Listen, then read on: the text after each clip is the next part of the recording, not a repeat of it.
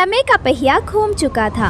रानू के पति टुन्नू जी अब बहुत बूढ़े और कमज़ोर हो गए थे।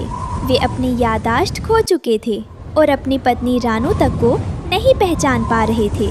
जी देखिए, आपकी पसंद के नरम दाने लाई हूँ, थोड़ा खा लीजिए। कौन हो तुम? और ये बच्चे मुझे पापा क्यों बुला रहे हैं? मुझे अपने घर जाना है। मेरी पत्नी रानू मेरा इंतजार कर रही होगी। मैं ही रानू हूँ और ये हमारा ही घर है।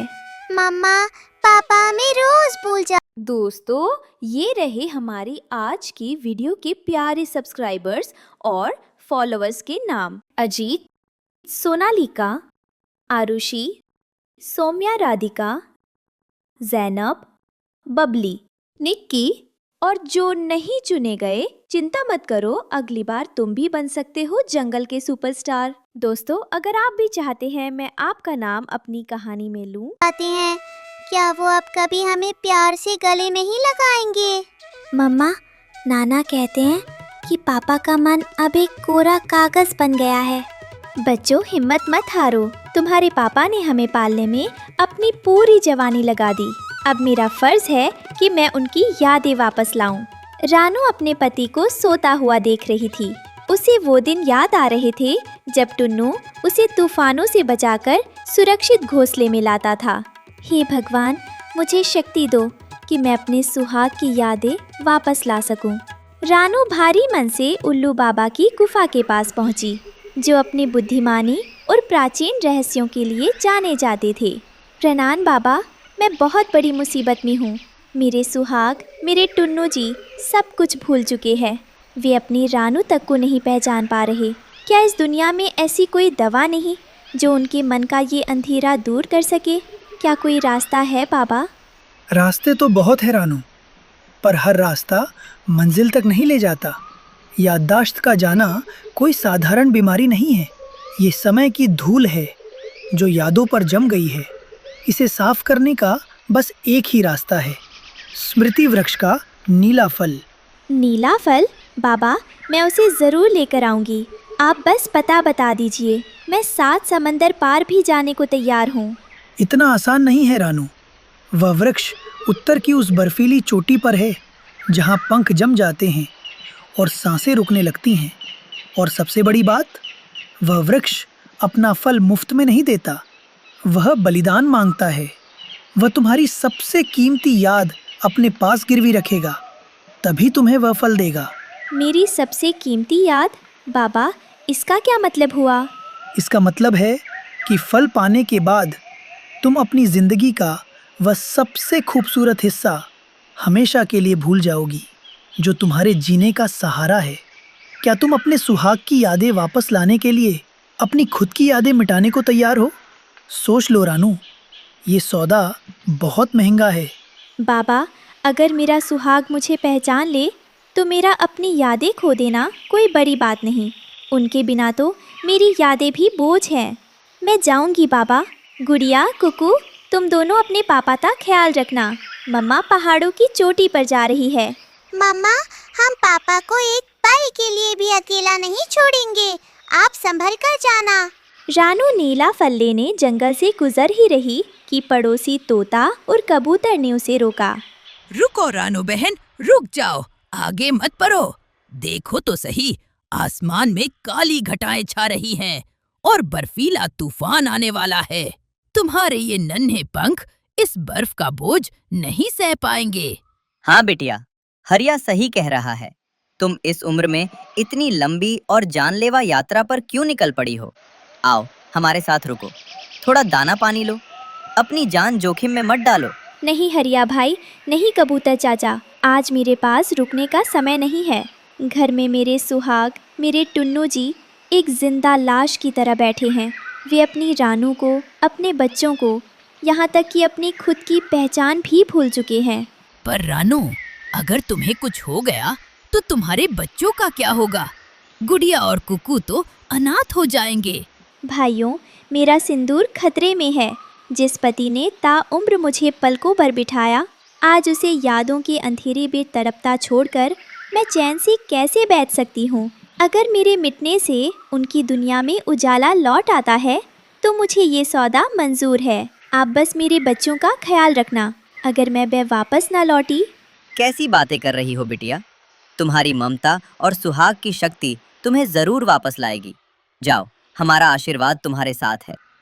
रानू ने एक आखिरी बार अपने जंगल की ओर मुड़कर देखा और फिर एक लंबी उड़ान भरी, सीधे उन बर्फीले पहाड़ों की ओर। हरिया और कबूतर चाचा उसे तब तक देखते रहे जब तक वह बादलों में एक छोटा सा बिंदु नहीं बन गई। चोटी पर पहुंचते ही उसे दिव्य स्मृति वृक्ष दिखा।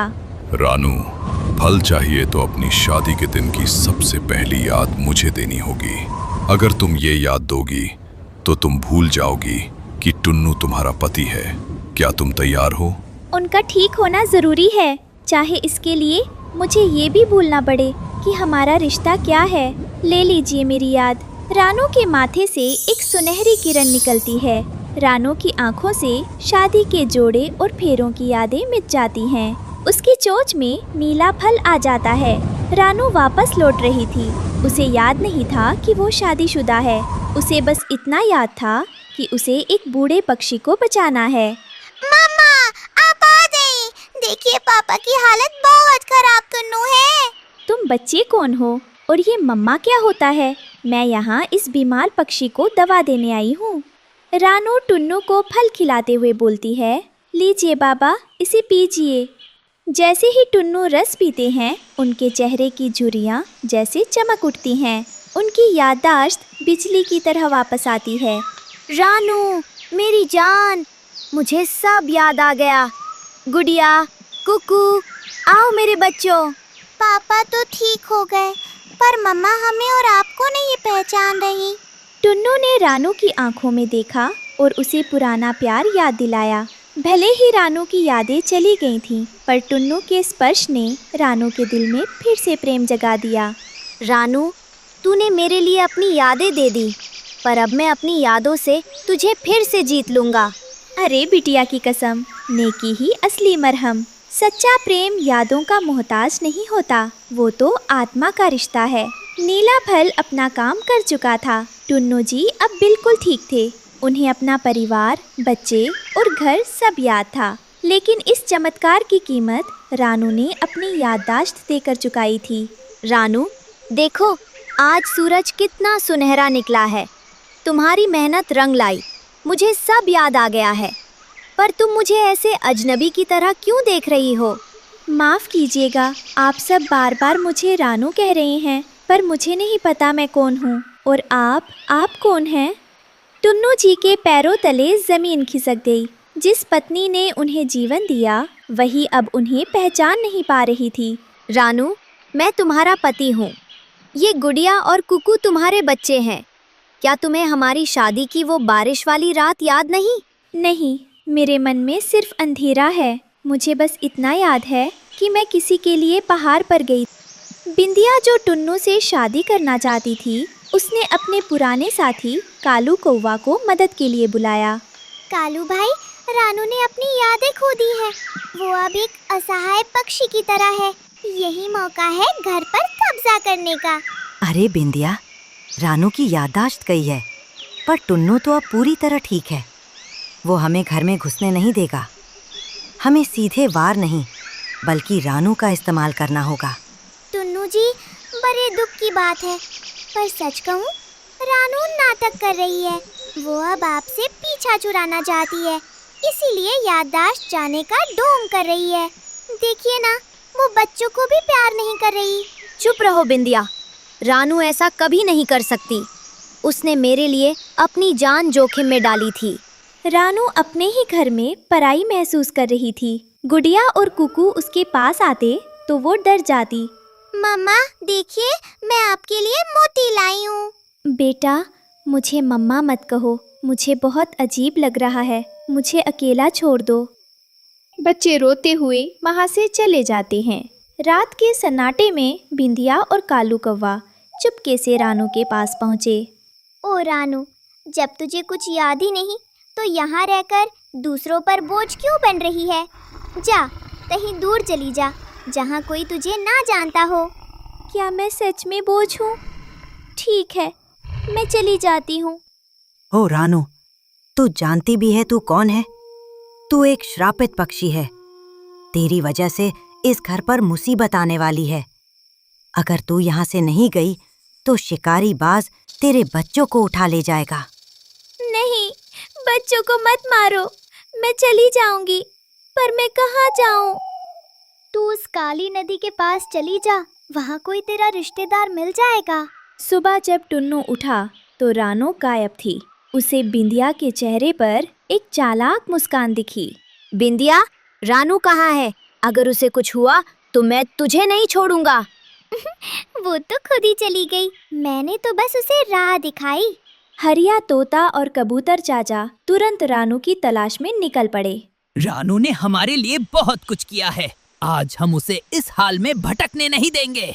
देखो, वो रही नदी के किनारे, शिकारी चील उस पर मंडरा रही है। एक बड़ी चील रानू पर झपट्टा मारने वाली होती है। रानू गुमसुम बैठी है, उसे बचाव का तरीका भी याद नहीं। तभी टुन्नू चिड़ा वहाँ आता है। रानू, हटो वहाँ से। टुन्नू जी अपनी पूरी ताकत लगाकर चील से भिड़ जाते हैं। दोनों के बीच भयानक लड़ाई होती है। टुन्नू को घायल होते देख रानू के दिल में अचानक एक दर्द उठा। यादें भले ही दिमाग से चली गई थी, पर एहसास दिल में दबा था। नहीं, इन्हें छोड़ दो, बाज महाराज मुझे ले जाइए, पर इन्हें छोड़ दीजिए। रानू के इस चिल्लाने में वही पुरानी ममता और हक था। चील शोर सुनकर भाग जाती है। रानू, तुमने मुझे पहचान लिया? मुझे यादें तो याद नहीं आ रही, पर मेरा दिल कह रहा है कि आप मेरे अपने हैं। आप मेरे बिना नहीं रह सकते और मैं आपके बिना नहीं।